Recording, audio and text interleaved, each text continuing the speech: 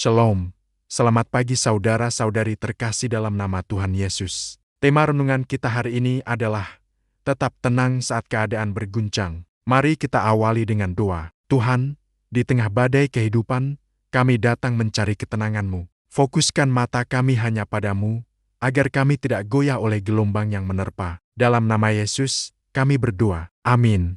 Saudara, pernahkah Anda merasa seperti sedang berjalan di atas air? Semuanya terasa mungkin, lalu tiba-tiba satu hembusan angin kencang membuat Anda kehilangan keseimbangan dan mulai tenggelam. Itulah yang dialami Petrus. Dalam Injil Matius pasal 14 ayat 30, Alkitab mencatat, tetapi ketika dirasanya tiupan angin, takutlah ia dan mulai tenggelam lalu berteriak, "Tuhan, tolonglah aku."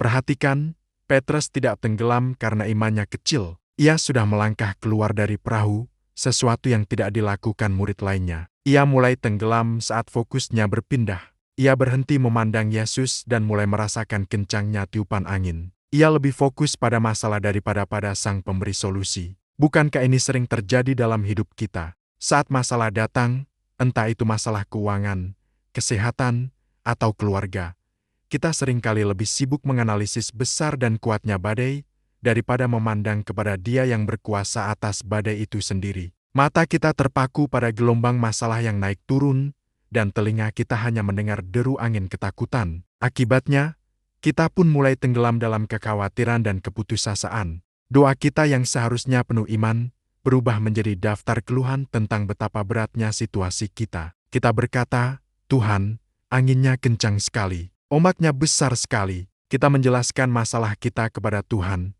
seolah-olah Dia tidak tahu. Hari ini, mari kita ubah perspektif kita. Jangan biarkan situasi mengontrol doa-doa Anda. Sebaliknya, biarkan doa Anda mengontrol cara Anda melihat situasi. Saat Anda merasa angin masalah mulai bertiup kencang, alihkan kembali pandangan Anda kepada Yesus. Ingatlah siapa Dia. Dia adalah Tuhan yang meredakan badai hanya dengan satu perkataan. Dia adalah Tuhan yang berjalan di atas air seolah itu adalah daratan. Kuasanya jauh lebih besar dari masalah apapun yang sedang Anda hadapi.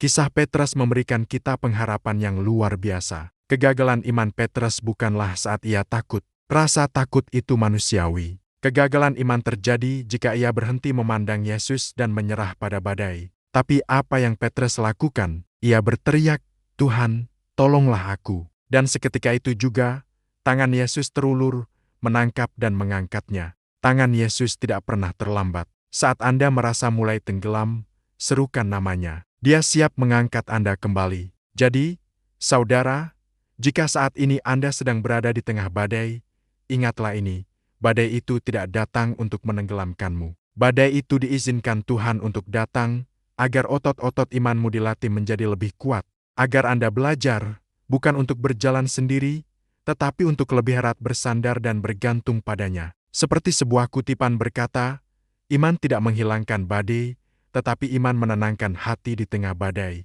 Mari kita tutup dalam doa. Tuhan Yesus, terima kasih untuk pelajaran hari ini. Seperti Engkau memegang tangan Petrus, kami mohon, peganglah tangan kami erat-erat agar kami tidak tenggelam dalam gelombang kekhawatiran dan ketakutan. Biarlah kami senantiasa memandang kepada-Mu, sumber kekuatan dan ketenangan kami. Kiranya berkat dan penyertaan-Mu turun atas setiap kami yang mendengarkan firman-Mu hari ini. Dalam nama Tuhan Yesus, kami berdoa dan mengucap syukur. Amin. Tuhan memberkati Anda semua. Terima kasih sudah bergabung dalam renungan hari ini. Sampai jumpa di video selanjutnya.